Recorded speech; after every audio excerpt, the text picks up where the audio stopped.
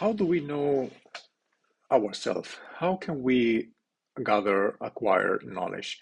How can we know our true nature? As you know, Shankaracharya in Atmabodhaya and also many of his writings is mentioning that our true self is covered by upadhis. Upadhis are superimpositions, which is connected to the body-mind complex.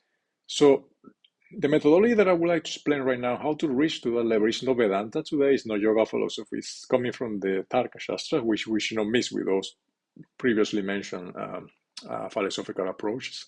And Tarka Shastra has a methodology named Brahmanas, and one of the first steps is related to direct experience, which is named pratyaksha jñanam. You know that something is hot and you don't need a book to know that that is hot and you don't do it again. That is direct experience. The second one is the inference.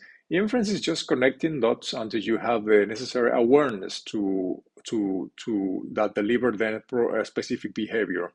So if you know that you eat, for example, late junk food, and then you know that you have to wake up 6 in the morning the next day, and then you will obviously be tired, lethargic, and probably will not perform well. That is called inferential cognition. The other one is called upamitih, which is related to the upamana, which is analogy, is cognition of similarity. Cognition of similarity. And this is mostly like learning something new by comparing with something that you already know.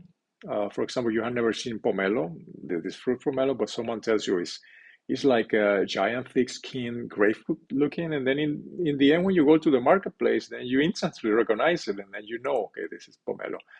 The other one then is named sabdabodhah, which is mostly verbal cognition or verbal testimony. It's like by the experts, taking notes by the experts. So somebody has said that this is the way it is, or has mentioned this has should be done. For example, you take no, and okay, this is an expert in this field. I will just listen to him, and then this.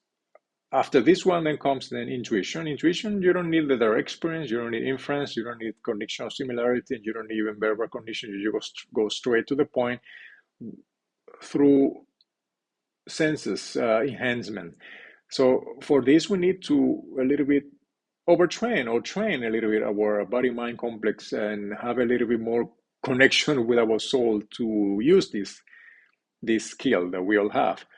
Once we use this methodology, then we start then little by little removing those layers, and automatically, like the sun is shining, like when you remove the darkness, little by little then comes the light. The same way the true